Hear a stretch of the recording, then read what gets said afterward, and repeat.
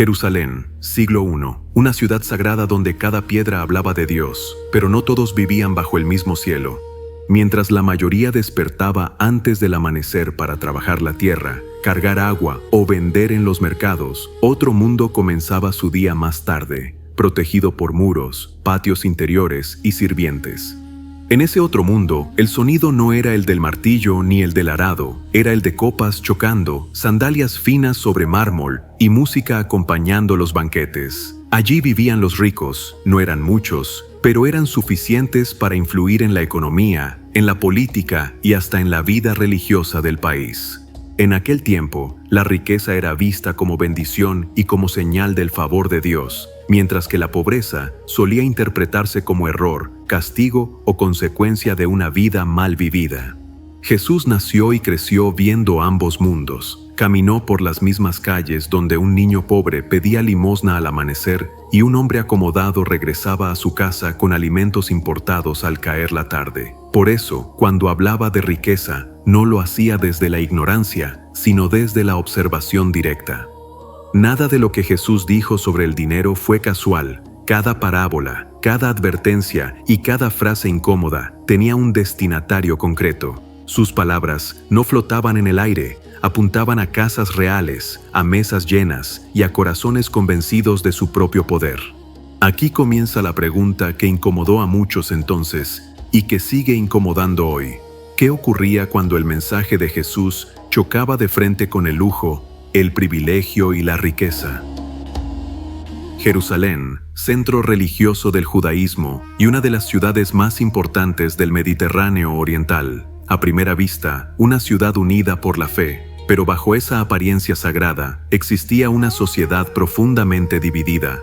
Para comprender cómo vivían los ricos en tiempos de Jesús, es necesario entender primero cómo estaba organizada la sociedad de Judea. No se trataba de una comunidad equilibrada, sino de una estructura jerárquica rígida, donde la movilidad social era extremadamente limitada. En la base de esta pirámide se encontraba la mayoría de la población, campesinos, pescadores, artesanos y jornaleros que dependían del trabajo diario para sobrevivir. La economía era de subsistencia. Si no trabajaban, no comían. Una enfermedad, una deuda o una mala cosecha bastaban para empujarlos a la miseria. De este entorno social provenían muchos de los primeros seguidores de Jesús. Por encima de ellos se situaba un grupo intermedio compuesto por trabajadores especializados, pequeños comerciantes, escribas locales y cobradores de bajo rango. Aunque no vivían en la pobreza extrema, tampoco gozaban de verdadera estabilidad. Estaban sujetos a una fuerte carga impositiva y a la constante amenaza de descender socialmente. En la parte superior de la pirámide se encontraba una élite muy reducida, probablemente no más del 5% de la población. Este grupo concentraba la riqueza, la tierra y el poder de decisión. No dependían del trabajo manual ni de las cosechas. Su posición los mantenía alejados del hambre y del riesgo cotidiano que enfrentaba la mayoría. En la cúspide estaban los gobernantes y las grandes familias, encabezadas por figuras como Herodes el Grande. Su riqueza no provenía del trabajo productivo, sino del control político. Impuestos, tributos, propiedades y alianzas con Roma. Mientras el pueblo vivía en viviendas sencillas, ellos habitaban palacios y fortalezas. Junto a esta élite política se encontraba la aristocracia religiosa, sacerdotes de alto rango que controlaban el templo de Jerusalén, el centro espiritual y económico del país. A través de sacrificios, impuestos religiosos y normas rituales, la fe se convirtió también en una fuente de poder y riqueza. En este sistema, religión, dinero y autoridad estaban profundamente entrelazados. Este orden social tenía una característica fundamental: la desigualdad se perpetuaba, la riqueza se heredaba, el poder se protegía, la pobreza se normalizaba. Con el tiempo, este sistema comenzó incluso a justificarse desde la religión. En la mentalidad dominante, la prosperidad era interpretada como señal del favor divino. Obedecer la ley de Moisés implicaba bendición visible. La pobreza, en cambio, se entendía como consecuencia de desobediencia, error o castigo. Esta idea no siempre se expresaba abiertamente, pero estaba profundamente arraigada. Desde temprana edad habían aprendido una relación directa entre fe y prosperidad. La ley enseñaba que la obediencia traía bendición, y esa bendición se esperaba que fuera visible: cosechas abundantes, estabilidad económica, seguridad familiar. En consecuencia, la riqueza no era sospechosa, sino una confirmación de estar viviendo correctamente delante de Dios. Esta forma de pensar estaba respaldada por tradiciones, interpretaciones religiosas y lecturas selectivas de las Escrituras. El éxito material se convirtió en señal externa de aprobación divina, mientras que la pobreza, la enfermedad o la marginación eran vistas como síntomas de un problema espiritual más profundo. Dentro de este marco, la compasión tenía límites. Ayudar al pobre era una acción piadosa, pero no una urgencia moral que cuestionara el sistema. Si alguien sufría, se asumía que Dios estaba tratando con esa persona de una manera que no correspondía juzgar. Es aquí donde el mensaje de Jesús rompe con la lógica establecida. No niega la importancia de la ley, pero redefine por completo cómo se evalúa la relación con Dios. El foco deja de estar en la apariencia externa: riqueza, estatus, cumplimiento visible, y se centra en el interior: la intención, la misericordia y la justicia. Cuando Jesús se acerca a los pobres, a los enfermos y a los excluidos, no lo hace como si fueran espiritualmente inferiores, sino como el centro mismo del mensaje de Dios. Y cuando advierte a los ricos, no los acusa por poseer bienes, sino por confiar en ellos como si fueran garantía espiritual. Este cambio de enfoque genera una tensión profunda. Si la riqueza ya no es prueba segura del favor de Dios, muchas certezas se desmoronan. Si la pobreza no es señal automática de culpa, entonces el sistema social y religioso necesita ser revisado desde sus cimientos. Ahora, adentrémonos para ver los lujos de los ricos en tiempos de Jesús. La vida cotidiana de los ricos era radicalmente distinta a la de la mayoría, no solo por la cantidad de bienes que poseían, sino por la seguridad con la que vivían. Esa seguridad no surgía del trabajo diario ni del esfuerzo físico, sino de un sistema que concentraba la riqueza en pocas manos. En la Judea del siglo I, la riqueza provenía principalmente del control de la tierra, de los impuestos y de los cargos políticos o religiosos. Grandes extensiones agrícolas estaban en manos de una minoría, mientras la mayoría trabajaba esas tierras como arrendatarios, pagando rentas elevadas. A esto se sumaban los tributos exigidos por Roma y los impuestos religiosos vinculados al templo. Gobernantes, familias influyentes y sacerdotes de alto rango se beneficiaban de este sistema. No producían directamente, pero recibían ingresos constantes a través de impuestos, ofrendas y alianzas políticas. Así, su riqueza crecía sin depender de las cosechas ni del riesgo cotidiano que enfrentaba el pueblo.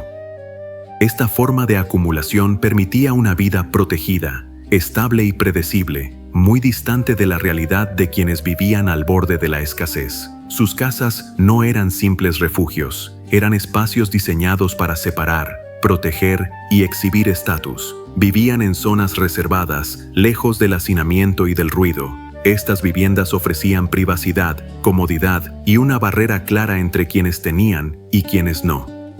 La mayoría de la población vivía en casas pequeñas, de una sola habitación o dos como máximo, construidas con piedra sin labrar, barro y madera. El suelo era de tierra apisonada y el techo simple. En ese único espacio se dormía, se cocinaba y se trabajaba. Estas casas solían medir entre 20 y 40 metros cuadrados. Eran refugios básicos, no espacios de comodidad. Las viviendas de los ricos seguían otra lógica. Muchas superaban los 200 metros cuadrados y algunas alcanzaban los 400 o más. Estaban organizadas en torno a patios centrales, con espacios diferenciados para dormir, recibir visitas, almacenar alimentos y alojar sirvientes. Los materiales marcaban la diferencia: piedra trabajada, muros sólidos, suelos de mosaico, paredes enlucidas y, en algunos casos, baños privados. Mientras tanto, el pueblo dependía de fuentes públicas y cisternas compartidas. La vestimenta también hablaba. En la Judea del siglo I, la ropa era un lenguaje social. Bastaba mirar a una persona para saber su lugar en la jerarquía. La gente común, vestía túnicas sencillas, remendadas durante años. Una misma prenda servía para trabajar, caminar y dormir. Los ricos, en cambio, vestían telas finas, colores intensos y tintes costosos como el púrpura, símbolo inequívoco de estatus y privilegio. La diferencia no era solo estética. Una persona bien vestida comunicaba que no dependía del trabajo físico diario. Su vida estaba protegida del desgaste cotidiano. La diferencia se hacía aún más visible a la hora de comer. La mayoría subsistía con una dieta simple: pan, legumbres, aceite y ocasionalmente pescado. La carne era un lujo reservado para festividades. Comer era una necesidad, no un evento social. Para los ricos, la comida era abundante y regular. Había variedad, reservas y tranquilidad.